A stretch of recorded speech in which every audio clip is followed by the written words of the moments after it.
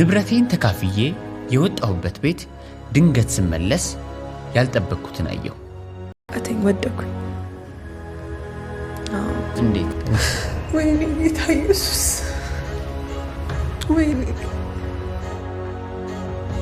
እያንዳንዱ ቀን እያንዳንዱ ሌሊት ምንም እንቅልፍ የሌለው በቃ ገንዘብ ሳገኝ ቃል ኪዳኔን ክጄ በሌላ ለወጥኩት። ምንም ነገር ማድረግ አልችልም ነበር። ምንም እግዚአብሔር መልካም ለኔ፣ እግዚአብሔር መልካም ለኔ ሁሉ ጊዜ በዘመኔ 2011 ላይ በ17 ዓመቴ ነበረ ይሄ ነገር የጀመረው ማለት ነው። ልክ እንደ ሳል አይነት ነገር ነበር የጀመረኝ።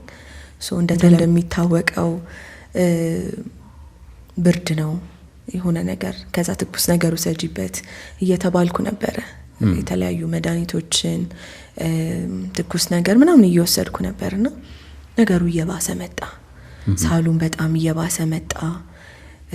ከዛ ደግሞ በቃ ያልተለመዱ ነገሮች ማየት ጀመርኩኝ። ይሄንን ከማለቴ በፊት ስለ ፕሮሞሽን መናገር ፈልጋለሁ። በህይወታችን ሁለት አይነት ፕሮሞሽን አለ። አንደኛው ፕሮሞሽን የፈተና ሆኖ ወደ እግዚአብሔር የሚያስጠጋን አወቅነው ብለን ካሰብነው ኤክስፒሪየንስ ከፍ የሚያደርገን ኤክስፒሪየንስ ነው። ወደ እግዚአብሔር የሚያስጠጋን መልካምነቱን የሚያሳየን ፕሮሞሽን ነው። አንደኛው ደግሞ ያ ፕሮሞሽን በቃ እግዚአብሔርን የያዝነውን እውነት የሚያስጥለን እውነት ወደሚመስል እንጂ ውሸት ወደ ሆነው እግዚአብሔር ወደማይከብርበት የያዝነውን እውነት አስጥሎ ትክክል ወደሚመስል ነገር የሚያስገባን ፕሮሞሽን ነው። እነዚህ ሁለት ነገሮች ነበሩ ወደ ህይወት የመጡት ጥያቄ ውስጥ የሚከቱ መልካምነቱን፣ አባትነቱን፣ እነዚህም ብዙ ነገሮች ይሄ ጥያቄ ውስጥ የሚከቱ ፕሮሞሽን የሚመስሉ ነገሮች ናቸው የመጡትና እኔም ማቀው አምላክ የተገለጠልኝ አምላክ አይነት አለው። መልካም ብቻ ነው እና ይህንን በማለት ነበር ሪስፖንድ ሳረግ የነበረው። ነገሩም እየባሰ መጣ።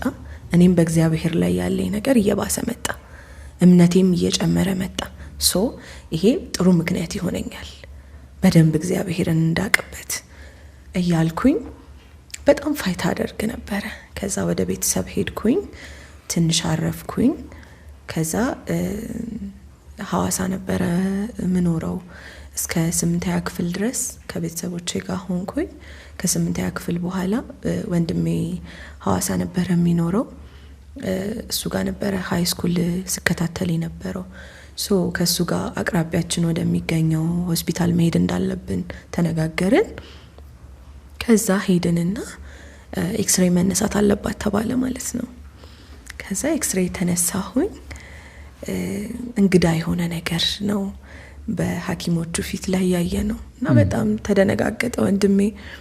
ምንድነው? አይ የሚያሳየው ነገር ትንሽ ጥሩ አይደለም። ስለዛ ከኤክስሬይ ተሻለ ሲቲ ስካን መነሳት አለባት፣ ዛሬ ነገ እንዳትሉ በአስቸኳይ ተባለን ማለት ነው። ከዛ በኋላ ከሱ ደግሞ ወደ ተሻለ ሆስፒታል ለዛ ሐዋሳ ሄድን ማለት ነው። ሲቲ ስካን ተቀጠረ። ከዛ በኋላ ሲቲ ስካኑን እንግዲህ ያንዳንዱን ነገር ዲቴል ነው የሚያሳየው እና በቃ ውጤታችን መጣ። ወደ ሐኪሙ ገባን ማለት ነው። ከዛ ሳምባሽ ላይ እጢ ያለ ነበር የተባልኩት። ሪሊ? አዎ። እና ራሴን መቆጣጠር አቃተኝ፣ ወደኩኝ። አናቀውም ማለትም በጣም ከፍተኛ ሳል ነበረኝ። ያ ሳል ደግሞ በጣም የሚያስጨንቅ አይነት፣ ሰው የሚረብሽ አይነት፣ ትምህርት ቤት ክፍል ውስጥ ወደ ውጪ እስከመባል ድረስ። አዎ በጣም እየረበሽን ነው እስከመባል። አዎ ከዛ ቮሚትም አለው በጣም ሲከብደኝ እና እንደዛ ተባለ እና ወደኩኝ ምናምን ደነገጥኩኝ። ከትንሽ ደቂቃ በኋላ ራሴን ካወቅኩኝ በኋላ ወንድሜ ያረጋጋኝ። ውጤታችንን ይዘን ያ እጢ ጠጣር ይሁን ፈሳሽ ያለው ይሁን እንዲታወቅ ወደ ጥቁር አንበሳ ሆስፒታል በአስቸኳይ ሪፈር መደረግ አለበት ተባለ። እንግዲህ 10ኛ ክፍል እንደጨረስኩኝ ወደ 11ኛ ክፍል ለመሸጋገር ጉዞዬ ወዴት ሆነ? ከሆስፒታል ወደ ሆስፒታል ሆነ ማለት ነው። አዎ ከዛ ቤተሰቦቼ መጡ። ሁሉም በቃ ተደነጋገጠ። ማንም ያልጠበቀው ነገር ነበረ። ከዛ በኋላ ውጤታችንን ይዘን ሪፈር የተደረገውን ወረቀት ይዘን ወደ ቤታችን መጣን። እግዚአብሔር ያስለመደኝ አንድ ልምምድ አለ። በእያንዳንዱ ሁኔታ መጸለይ፣ እያንዳንዱ እየሆነብኝ ላለው ነገር ለእግዚአብሔር እውቅና መስጠትን አስተምሮኛልና ጸለይኩኝ። እንዳልኩ ያ ክራይስት ፋሚሊ የሚባለው ቲም ሜንቶር አለን፣ ሜንቶር የሚያደርገን ሰው አለና እጅግ በጣም ከጎኔ ነበረ። ወንድም አየነው ብርሃኑ የሚባል ሰው አለና ጸለይልኝ። መከታተል ያለብኝን ነገር ሁሉ በቃ ወደዚህ መጥቼ ከታተላለሁኝ ብዬ ቀጥታ ወደ አዲስ አበባ መጣን ማለት ነው። ጸሎት እንዳለ ነው፣ እግዚአብሔርን መፈለግ እንዳለ ነው። ምንም አይነት ነገር እየሆነ ካለው ነገር ጋር መንፈሳዊ ህይወቴ አይነካም። ያ ወደዚህ መጣን፣ ወደ አዲስ አበባ መጣን። ህክምና ማድረግ አቃተኝ። በጣም ወረፋ ነበረው። በጣም ከባድ ነበረ ነገሮቹን ቼክ ለማድረግ። ምንም አይነት ጊዜ የለም ተብለናል። ከዛ ወጣንና ስሙ መጥቀስ አልፈልግም፣ ወደ አንድ ሆስፒታል ሄደን ማለት ነው። ከዛ በኋላ ማታ አካባቢ ነበረ ትዝ ይለኛል።